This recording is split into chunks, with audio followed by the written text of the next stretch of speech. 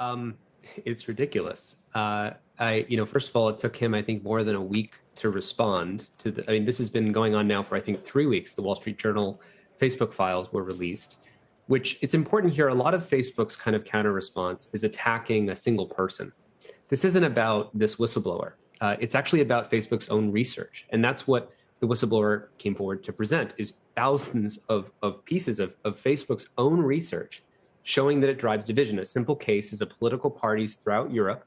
Facebook made a change to its algorithm. And the political parties in I think, Spain and Poland and places like that said, Facebook, we know you changed your algorithm. And they said, people have that conspiracy theory all the time. What do you mean? And they said, no, in response, we know you changed your algorithm because we used to be able to post papers about agriculture policy, and we get a lot of people looking at it. Now, when we do that, we don't get any attention. And the only thing we can do to get attention using Facebook is actually by posting negative things about our opponents. So what that shows is that we don't have an open political marketplace of just the best idea wins. We have Zuckerberg's digital hand, not the invisible hand, but the digital hand that controls the basis upon which politicians, including media, by the way, get their distribution. Because how many people are going to watch this interview right now on air with us versus how much is what I'm saying or what you're saying to get downstream reach on social media. So again, they're the invisible hand, the digital hand of the attention economy. They choose who gets upregulated. And we know that the outrage wins, not hateful, like obviously hateful stuff, but the sort of low grade polarization that has permeated our society. And you send society through this for 10 years and you look around you and you should be not surprised why society looks as polarized and crazy as it does right now.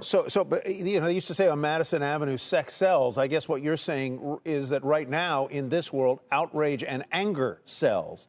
Mr. Zuckerberg also says, I'll get sort of a twofer and then Kelly will jump in. Great. Mr.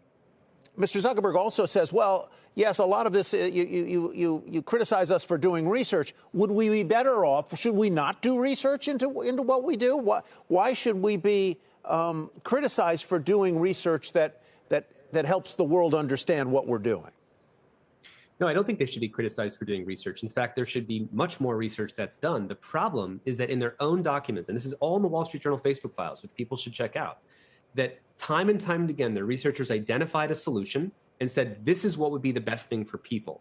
But then if it conflicts with what was good for engagement, the decision-making, and Zuckerberg sometimes himself said, we're only going to do what's good for engagement. A simple example, by the way, that conserves freedom of speech is they found that it would be more effective to reduce than the billions of dollars they spend on fact-checking combined to deal with misinformation. They found it would be more effective to just reduce the reshare button. So after you hit reshare on a post, you could do that twice, and then the reshare button would disappear. So it's almost like just like the Delta variant of COVID has a very high viral load and it spreads rapidly. You're changing the R naught, the virality of information.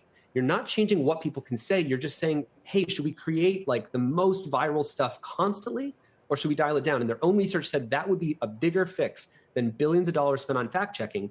But Zuckerberg didn't want to do it because it means that the entire company is incentivized by how much engagement they can get. So his own employees would leave because they wouldn't get their bonuses. It disrupts the web. It disrupts the web of transmission, basically, is what But most importantly, it disrupts both Facebook's profits and the incentive structure. I don't even think Zuckerberg is an evil person or anything like that. I think he's been trapped by a set of incentives that he's created. Literally, thousands of employees who depend on saying, okay, I'm going to hit my performance benefit. And if my performance is based on how much engagement I drive and the virality is key to that engagement, his employees wouldn't get his bonuses. So he created a Frankenstein that he doesn't know how to control. And I'm not saying it's easy, by the way, but that's an example, by the way, of one tiny thing that would make a huge difference right now, which would cost them nothing. It's a one-click change, and it would reduce virality, reduce misinformation. And it's not about censorship or left and right. It's about reducing the kind of insanity for our society.